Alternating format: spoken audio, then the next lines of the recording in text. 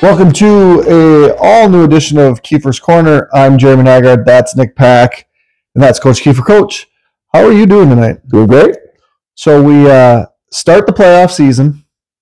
8-1 Blackhawks Friday night versus 8-1 Oconto Falls, and I think, and you can weigh in on this, the longest first quarter in the history of football. Jeez. It sure was. And at the end of the first quarter, it was 38-14 Blackhawks. A lot of Blackhawks in the first quarter. A lot of Blackhawks after the first quarter. A little less than the second half because we played with running clock, even though you didn't know how much time was left. We didn't know how much time was left. We just played football. But all in all, what were your impressions of your team in the first round of the playoffs? Well, I think it's a good example of why it's good to play in the middle border, because we face a lot of tough opponents, and I think that better prepares us. Oconto Falls plays in a league that they're by far the biggest school in the league, and they're playing against smaller schools. And I just think the level of competition definitely favored us, as I felt like we were a little more physical and used to that type of stuff. But I will say this about Oconto Falls: in all my years coaching, I don't know if there was a classier bunch of, like, their players were great, their coaches. Excellent sportsmanship. Like, after the game, we had I don't know if you noticed, but there was like a big gathering at the center of the field, and it's a prayer, and they have one of their coaches that led it. It was actually unbelievable. It really was. It was neat, and I just thought they were class all the way.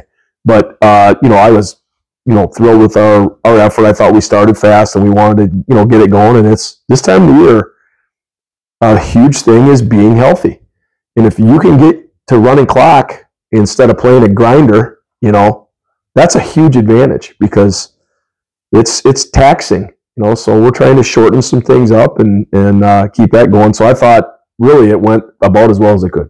So as far as health goes, I think the roughest game from a health perspective was Week 9, Central. Without a doubt. How do we look coming out of Week 10? Well, probably a little bit better. Trevor Murdoch had an ankle and had a hamstring, so we're going to see how Trevor goes. Andrew Thompson, we're hopeful that we can get Andrew back. He had a knee injury. We feel like there's a chance that he could go. I guess I'm hopeful that we're going to be healthier this week than we were this coming week than we were in the last game. So we get to see the stats offensively most of the time, but let's talk defensively. Last game, who in your mind kind of stuck out defensively? A couple changes. We moved Gavin to safety, and then we had replacing him was Logan Johnson at the linebacker spot. But so who stuck out most in your mind defensively as far as Blackhawks go? There were a lot of moving parts because with that double wing, we do such a different scheme. Pardon me. I thought Drew Vienendahl played very well. I thought Drew Stark made some really good plays. I like Jimmy Kropelnicki up front. Jimmy's a physical kid. I really thought, I was so excited for Brady Hansen started his first game. Okay, just a matchup thing.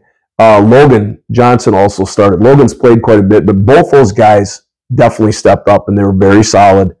Did a really good job. I thought Tatum played well. Gavin, after figuring a couple things out, really played well. He's going to be super good there. That's a good spot for him. He has to learn to J-path and come inside out. When he's making tackles, the one that they got one long run was he just kind of over pursued, and actually Tatum kind of over pursued. Both those guys did, and there was a cut back there, and we just can't let that happen. But overall, I thought we played good D. They got a kick return for a touch. They got one late on us. So I actually thought our defense was solid. So then you mentioned the kick return for a touchdown. That's the third one this year, I believe. So is there? I want to say we had one against really? This past week. We had one again in the first week. Oh, did we have one against Mount Horeb? Mount Horeb. Okay. And then we had against Somerset. Prescott. Oh yeah. Russell had one. So Is there something maybe look at kickoff, specialize, or special teams, or is there any kind of concern going into Ellsworth? Obviously, because we look at, we're going to get to Ellsworth eventually, but that was a 2-score game where we had 2 defensive touchdowns. Right. So that was basically an evenly played game. Yes. Which can turn either way, which 2 scores defensively is great. A special teams score is huge. Yeah. Is that an area of concern? Is that something we're looking at? Absolutely. Huge area of concern. We have to do better. And I would also say this, reviewing the film, it doesn't change things, but there was a block in the back at the point of attack that absolutely should have been called. Now would our kid have made the tackle? I think he would have, but you never know. I mean, but even with that, it shouldn't just be one kid close, right? And we've identified a couple things that we're doing wrong, and we're looking at personnel, possibly changing some things around there too. Because at this time of the year, you simply cannot afford to give up a free touchdown like that. You just can't do it. We can do a much better job too. And this is not like a new idea, but like if you look at the people in the back on a return, right? If they're all going this direction, okay, they're going this direction for a reason because the return's going there, regardless of what way it appears the ball's going. You follow where the blockers are going because that's where it's going to be. So we didn't do a very good job on that. And then did they score on a fake reverse? I think it was a fake reverse. Like the kid, they had the reversing action, but and we had a couple kids that went for that. It's like believe what the line is telling you. So probably got to rep that more. We practice it quite a lot, to be honest with you, but we'll obviously be practicing it even more this week. So yeah, that's a concern for sure. Let's talk a little bit about our next opponent. Obviously, we've seen Ellsworth quite a bit. I think we alluded to it last week. It was Gavin's first start at quarterback last year in the playoffs. I think the tide kind of all turned in the conference, at least in my opinion, last year playing Ellsworth at home because we jumped on them early. And I think we running clocked them. And then late in the season, we played with the playoff game. Obviously, Cal wasn't out there. Gavin's first game. I think it was closer, right? But it was still. I thought we were the better team. Yeah. At Ellsworth, okay, like Nick just mentioned, a couple defensive scores. Our offense was probably the least effective it has been all season against that defense. I would agree. So how do we, going into a game that I will mention, Travis Wilson of Wisp Sports says Ellsworth over Baldwin Woodville. Okay, how do we welcome the Panthers back to our place here and beat them for the 4th straight time after they had our number for quite some time? I think the short answer is we just need to execute and play better, right? I mean, Ellsworth has a pretty good understanding of what we do. We have a pretty good understanding of what they do. Probably not a ton of secrets. So we just have to execute. We have to block and tackle and do those types of things. And I feel, like I have no doubt in my mind that we're a much better football team than we were week 4. Just reviewing film, preparing for this matchup, last weekend, and taking a good look at the week 4 game, and I was struck by how many offensive mistakes we really made. We made a ton of mistakes, and I feel like we've as all teams do, you expect to get better. But I think our communication and I feel like our kids are a lot more assignment sure, especially up front. So. I'm expecting us to play a much better game than we did down in Ellsworth. I mean, give Ellsworth credit; they're good, they're physical. They're one of the more physical teams that we've faced, and they're very well coached. We know what we're getting into. I mean, this is playoff football, man. This is a good football team, and we're going to have to bring it. I think Ellsworth's advantage might be like their strength up front. Their offensive line, defensive line might try and get after ours. And I'm not going to say that they're better than ours, but I think that might be advantageous to where their strength, if you will. How much do you look at, Ellsworth from this year, last year's playoff, last year, years past, as to this is what we're expecting, as well as we might expect some wrinkles or something different. Like how much are you preparing for? This is Ellsworth, or hey, expect some out of the norm. I mean, you always got to be looking, for other things that they have done. Not maybe just against us, but against other opponents. Because you have to be prepared. Because they could definitely try some different things. I don't know for sure what they're, how they're going to approach it. It could be a completely different game plan that we see. I mean, you just never know. You don't. But yeah, we obviously have looked at a lot of Ellsworth film, to try to be prepared. So in beating Malston, right? Is Malston to beat? Was it their normal Ellsworth, or did they run the ball? Mosney, sorry. Mosney. Not Malston, sorry. Mosney.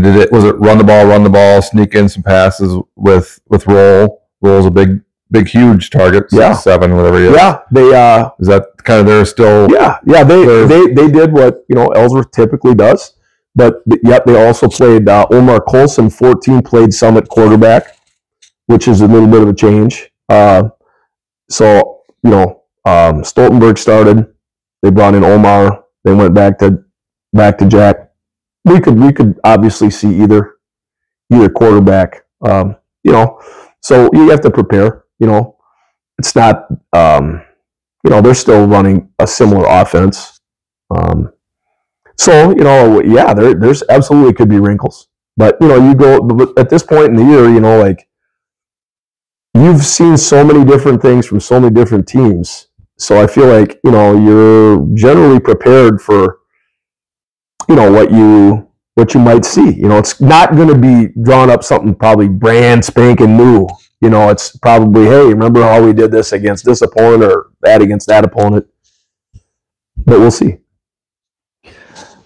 All right. So in other regional middle border play, Central went to Freedom, took the lead early, and then I think it was 28-7. And then in the 4-5 game, Seymour went to Prescott. Prescott handled them pretty easily. So one of a handful of conferences around the state that had one loss. There was no conferences, I think I read, that didn't. Everybody had a loss, I think. So 3-1. Obviously, a middle border loss is going to happen in the lower part of our bracket, and Prescott goes to Freedom. How much attention will you pay to either of those teams before? I mean, you won't look at any of their film. You'll have some film. Do you have any thoughts on that game? The Prescott Freedom game? Yes. I won't think about that until after. But we're playing obviously Friday night, but I believe Prescott Freedom is happening on Saturday. Oh, okay. It's a Saturday game. So I would assume that I will do a dive on. I'll take a look at whatever I can Saturday morning. To prepare both ways, right? You like to get a little bit of a jump and just get your impressions and that type of stuff. Assuming we win, not to put the cart in front of the horse. If we win Friday night, will you drive to Freedom and watch that game on Saturday? I will definitely not drive to Freedom because you'll get that film regardless. Well, I'm going to get the film, and there's a lot better use of my time than being on the road, going 3 hours there and 3 hours back. And I mean, there's a lot of productive things that I think I can probably do that would be better. Makes sense. Well, I have a list here, and the list, I usually come without a list, but I have a list. And the list is our list of all conference players. So all conference meeting last week. If you would have told me before the season we were going to have 1, 2, 3, 4, 5, 6, 7, 8, 9, 10 different guys at all conference, I would have said, wow, that's a number that is significant from my perspective because we didn't bring back 10 guys with varsity experience. We had 3 starters. Right. Literally 3 starters. And so let's go through this list. I think the least shocking of all the names, not that these are surprises, but the least shocking of all the names, Gavin Sell at quarterback. Maybe a year ago, Gavin Sell is the all-conference quarterback / conference player of the year would have been a little surprising, but I think having watched Gavin for a year, Gavin being all-conference quarterback, player of the year on offense, and an all-conference defensive back, says a lot about the type of football player that Gavin is. Yeah, I have not seen an offensive player, in my opinion, that's better in the state of Wisconsin that I've seen this year with my eyes. Now, I haven't seen everybody play. I mean, but he's certainly special, and he also does a really good job. Nobody works harder than Gavin in the off season, and he's been a really good leader for us, and it means an awful lot to the kid, and he deserves that recognition without a doubt. I watched the first touchdown run that he had, and 23, who was a very quick kid for Oconto Falls, quick and fast, thinks he's going to have Gavin, and Gavin just does that thing where he puts his foot in the ground and he's going the other direction. Yeah. And the kid just kind of falls to his knees, totally whiffs. Yeah. And then just kind of looks at his hands, slowly stands back up. Like, how frustrating is that when you think, this guy's not going to... He's not like most people you play. And then he just, whoop, gone. Yeah, he's different. All right, moving down the list, running back Taden Haldorf. Okay, he set the single-season rush record for yards. He did it in 10 games. Riley had it in 14 games, 14 games. So Taden at running back, I think that comes as no surprise given what he's done. Yeah, there's no doubt. And then, the other thing that I think if you really watch Taden, obviously we know he's a great running back and we see him finishing runs. Watch him blocking people on jets because he is a doggone hammer. He absolutely is a physical presence. And part of the reason that we are very successful on the perimeter because, he's out there on that stuff. And between him and Jimmy and Brody Everts or whoever we have out there, man, they're doing a really good job. And I think we've mentioned that on either Keeper Korner or our broadcast that watching him block is something special. It is. And to me, that says a lot about Blackhawk football. I've only been really around this for 3 years, but there really isn't a person that says, this is my team. This is our team. This is how we're going to get there. And it might be me carrying the ball for 300 some yards and 15 touchdowns, whatever it is. But it might be me leading the way so you can do the same thing. Right. And that goes right down the line to everyone. It's not Taden Haldorf thing. It's I think our offensive line. It's Jimmy Kropelnicki. It's your receivers. Go back to Colin Fritz from years past. Right.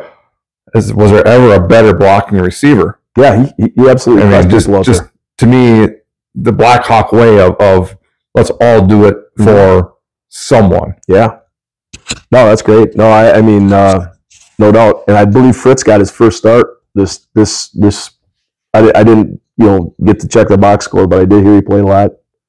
It's fantastic. Yeah. Sometimes I wonder if Taden, if the ball just gets in his way because he wants to run people over when he has the ball.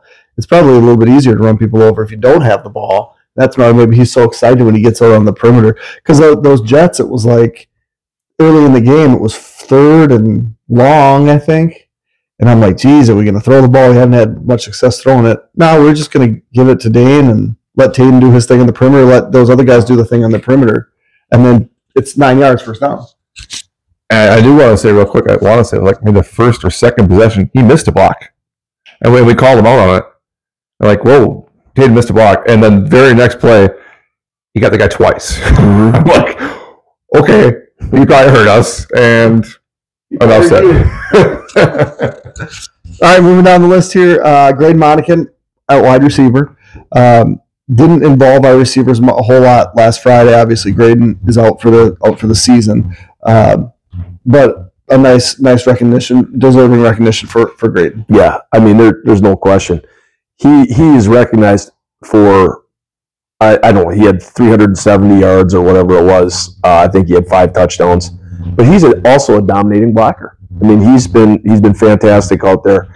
Like with his whole injury, it's a huge loss and captain and just an awesome kid. And I will tell you that, like, his positivity is amazing. His family's positivity. I mean, they're really good people, and he continues to be, there all the time with the guys, and he's an outstanding kid. We're going to miss him on both sides of the ball, obviously. I mean, he's a really heads up player, and very deserving of that recognition. And there were some great receivers in our league this year, so I was really pleased to see that. Before we get to the bigs, the last of the smaller guys, Dane Wienendahl at defensive back. We mentioned, the multiple touchdowns that he had against Ellsworth, but just his ability to cover, which in high school is so difficult. Mm-hmm. But his ability to cover and shut down one side of the field has been remarkable this year. In our biggest games, Dane has stepped up and he's played great. You think about how he played against Ellsworth. You think about how he played against Prescott. Those are our two toughest games probably, and he really rose to the occasion. And he does a fantastic job running the Jets.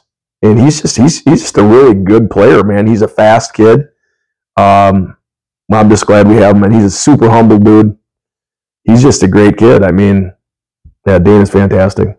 So now we get to the big guys. Okay, so having a number of all conference linemen on offense, defense, whatever it is impressive. Whatever the case, we graduated 5 senior linemen last year, and we returned really no experience, very little experience. Yeah, and end up with 3 all-conference offensive linemen. Yeah, and 3 all-conference defensive linemen. Mm-hmm. So we'll start here. Sam Aho, both sides of the ball. Yep, very deserving.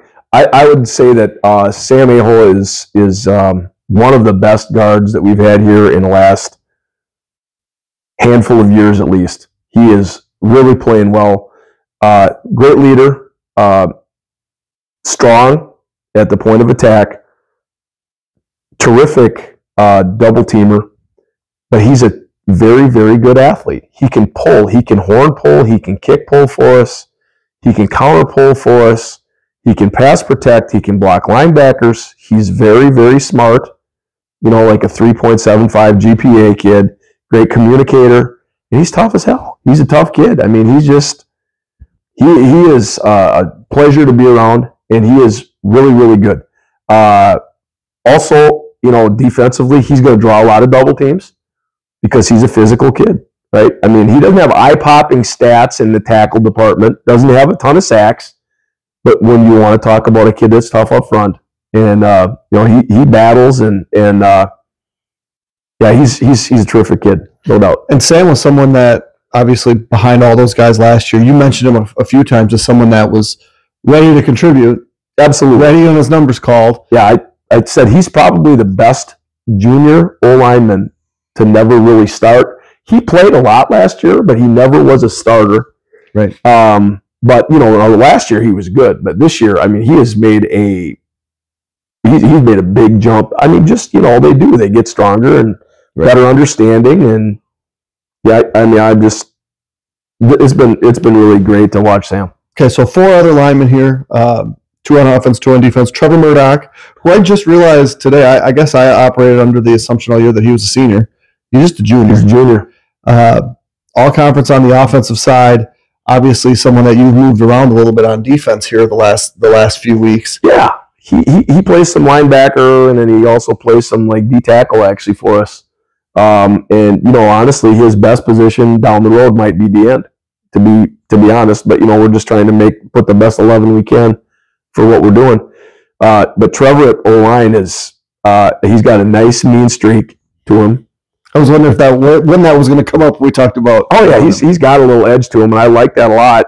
You got to keep that under control, but I do love the way he plays. I mean, he's a physical kid. He's tough, and such a great athlete. What defines this group of O-linemen is they are very athletic, and he's a great reach blocker. He's a great puller.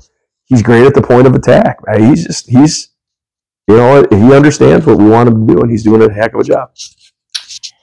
So it looks like in this chicken scratch here, the other offensive lineman would be Drew Stark? Yeah, Starkey has been awesome too. I mean, he's a really, really good player. I mean, he's physical as heck. He's probably improved as much as anybody from last year to this year. He is really a strong player. I mean, he pulls well for us. He double teams well for us. He's good in pass protection. I mean, it's really sweet. How much does he play defensively normally? I felt like last week he played a lot more than prior weeks. Is that true? That's probably true because we played. He played. Most games, Drew plays both ways. Starts both ways. He probably plays 75% of the snaps on D, I'd say. I can't remember what the play was when someone blew it up defensively, and we were trying to figure out, and I'm like, that was actually Drew Stark. It was an unbelievable play. He made one where he went flat down the line and, ran a kid down. I don't know if that was the one you're thinking of, but he's made some really nice plays, and he's a consistent, tough grinder. You got a good mentality, fun kid to be around. And then finish out the defensive line looks like Andrew Thompson. Yeah. Yep. Andrew was recognized as a defensive end. I feel like Andrew has also made a big jump from the beginning of the year to where he's at now. Andrew is probably our best pass rusher. He just kind of natural and is very athletic and good at getting to the quarterback, and he's got a lot of pressures and a lot of hits on quarterbacks. So he's done a really good job for us, and he's super athletic. I mean, it's hard to break contain on a kid like that. And we have one more offensive honorable mention, I believe. We got another. Yeah, we got Drew Vienendahl.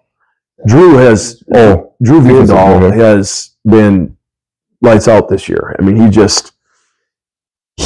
is so dialed into. You tell him what to do, you coach him, and he's going to do like almost perfect what you tell him to do. And he's a very consistent kid. He's got great knockback.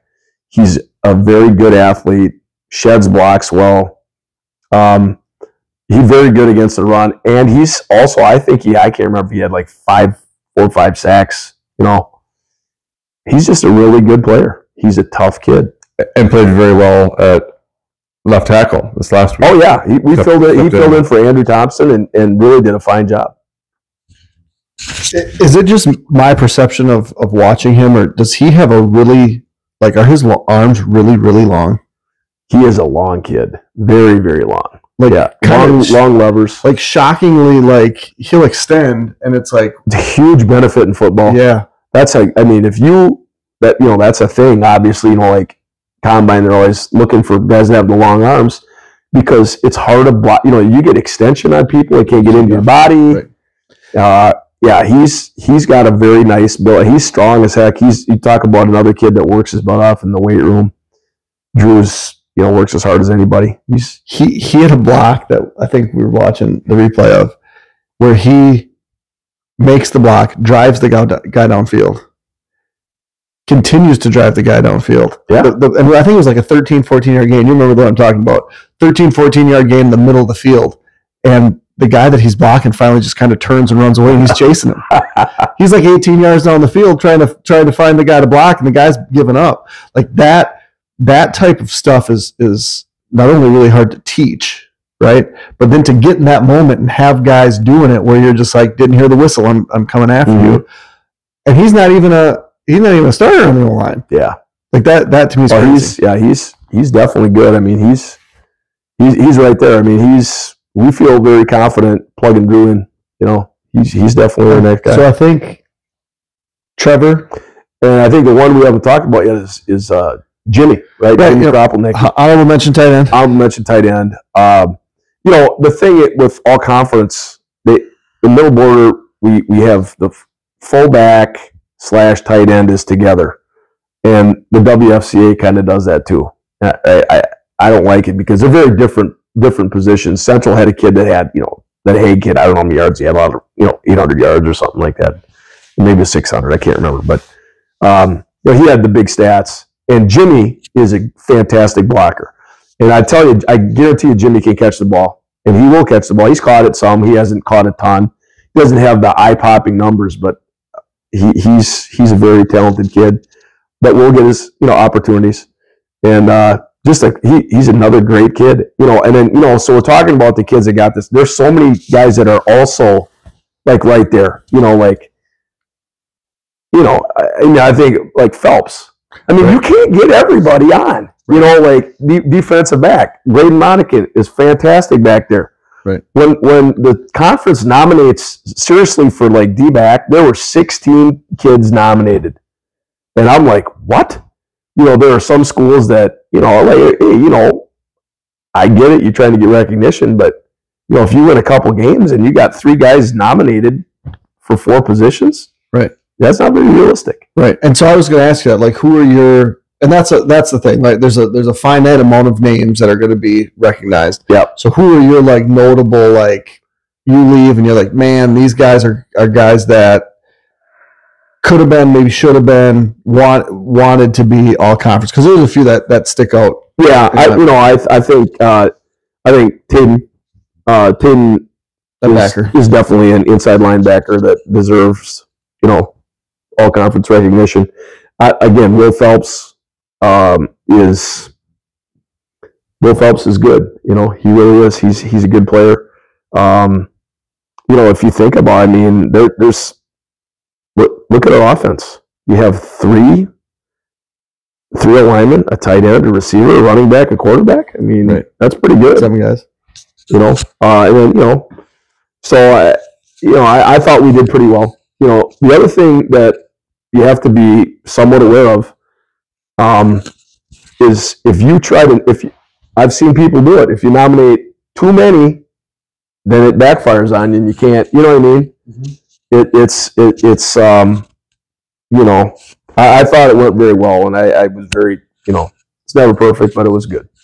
And that's the hardest part, especially in a football, statistic-wise, is your receivers, your running backs, your quarterbacks, they all have stats, if you will, that you can look at and go, oh, yeah, this is this, but you can compare.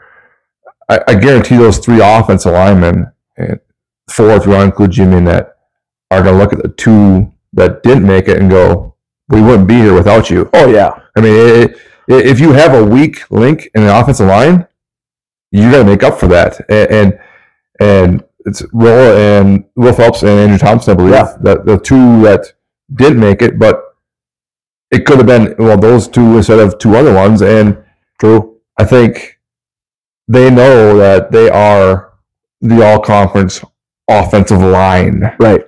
Like we have our conference offensive line. That is more important to them than the individual. Right. And you have to have some individual recognition, and that's kudos to them, but they're not. Yeah, it's a team. It's a team thing, and then if we don't win the conference, we don't get that many guys. That's just, we've had success, and so everybody helps each other, and that's the way it should be. And I think the reality of what we do offensively too, and you've said this maybe on camera, maybe off. If you want to run this offense and your center can't snap the ball, you can't run this offense. You can't. And Will's been fantastic. Well, I think did we come one time this year where there was one snap where it was like, that wasn't perfect. Yeah, he does a heck of a job. And he's, again, grinder, hard worker, smart kid, does great academically, and just a fine young man. All right, then there's 2 more names on my list. Okay. One is you, Coach of the Year. Is this the third one? Who? Yeah, that sounds like it might be. I don't know. I guess I don't know. I was going to say because 2008, 2010, but if you win the league, you get it. But generally, we weren't we were co-champs. So I guess I don't even know who won it then. Yeah, I don't know. I really don't. But assistant coach of the year. So we had John Curtis back in the day. Yep. And Darren Peterson. Darren Peterson. And Darren has been with me forever. I think he's been coaching at Baldwin Woodville for 26 years. Yep, he was coaching when I was in school. And I'll tell you what, he does so many things that people have no idea that coaches even do. He does a lot of stuff that people don't like to do. He puts countless hours in with putting in when we're preparing for Ellsworth, for instance.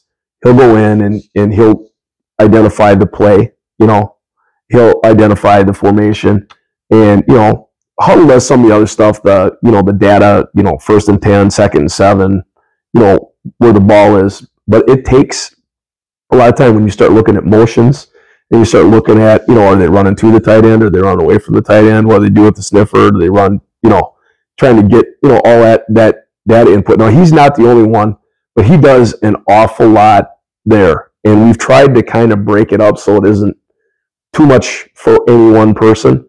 Like when I started out coaching, I was trying to do everything. And then, as you get experience, you realize, hey, you have to delegate. You have to give more and more and more and more.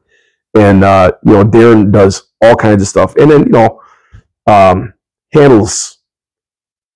I mean, it won't probably register, but like, for instance, like kids get helmet stickers, right? Every week. So he's been handing that out. That takes a lot of time. You know what I mean? Like, hey, did you play here? And then give the kids the stickers, and they're coming up to his room, and he does the laundry most of the time. Like he literally washes the jerseys and does all that stuff. It's the worst job ever. It is, but Darren does a lot of that. Like Darren he helps us setting everything up all the time, and he coaches his guys very well, and he's just he's been very loyal, and he's got a lot of good good ideas that he contributes to our staff, and sometimes he's maybe a little underappreciated, I think, and he's done a great job, and I thought he was very deserving. Even since I've retired, he's done a lot of the daily stuff that comes up. Sometimes there's little things, and he takes care of all of it. So that's been certainly appreciated too. For sure. Not sure how much time we have left here, but Badgers play Penn State Saturday, and it looked promising for a minute. Yeah, it did. I mean, first half, you felt like, hey, they got a chance. But, I think you could feel the air go out of the balloon when Braden Locke throws that interception right to that guy in, third and 8 or whatever it was, backed up. He teases you because he'll make a few good throws, and you think, maybe he's all right. But, he's not consistent, and then it seems like he makes the big mistake. So I don't know what the answer is moving forward. Maybe Tyler Van Dyke is back next year. I would bet he'd probably try to if he's able. Do you think that means the true freshman if he's not? Well, I just don't know. I mean, guys are going to hit the portal if they're going to sit for 2 years, right? I mean that's the nature of the beast. Yeah, that could be. I don't know. I just don't know. I mean, I'm not there. I have no idea if Mabry is going to be ready to roll or not. But I don't know. I mean, we'll see. Locke, it felt like he was getting a little bit of rhythm, but it seems like when we're playing against better opponents, just can't quite get it done. But we'll see. I mean, obviously hoping that they can get it done. And I didn't think the D was quite as good as they had been either. So, and then the other favorite team wins yesterday. Yeah, we'll take the win. I mean, it wasn't you felt like the Packers played well. Should have blown it out.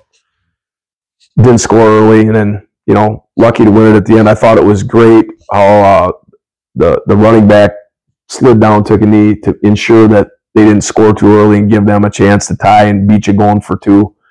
I thought that was really cagey by Collins, the running back. Will you show your guys the Hail Mary play and say it was like this is the exact opposite way you want to ever defend a pass when they have to score a touchdown? Let's not run out of the end zone to the 4. I would argue in that Washington game, the bigger mistake was allowing them to get into position to throw the Hail Mary. You had them backed up. Like if they defend the sideline and tackle them in bounds, it's probably over. You can't just give them a freebie, getting them up to the 48-yard line, right? So you can actually get it to the end zone. I thought that was the major mistake, but they obviously it's tough. I know they practice and they're supposed to box people out, and obviously somebody lost their position. Well, you could see the one dude who was that guy, John, with the crowd 4 seconds into the play. Oh, I better get over here. Yeah. Unbelievable. Yeah. So it makes football fun. Unless you're a Bears fan. Yeah. And we have to talk about the Vikings fans right now. Start 5-0, and you want to say anything about that? So they are. It's a long season. They are. It's always next week. All right. Well, hey, we're gonna have a game on Friday night at King Field. It's supposed to be cool but dry. That could always change. It's Monday night right now. Ellsworth Panthers coming to King Field for the third time in a year and a half. In a big middle border game to advance to level 3. So just to recap so in the playoffs in the last 2 years, who played level 1 last year? Ellsworth level 1, Central level 2, Somerset level 3, and now we had obviously didn't get a level 1 conference team. Now Ellsworth again. Yep. As you think of your past, your history here, I remember losing to Central in the playoffs as a conference game. Right, they were the 1 seed. We went there. That was the Pocahontas here. That was not that play didn't work real well. Otherwise, I feel like you versus the middle border round 2 I think that might be your only loss. That could be.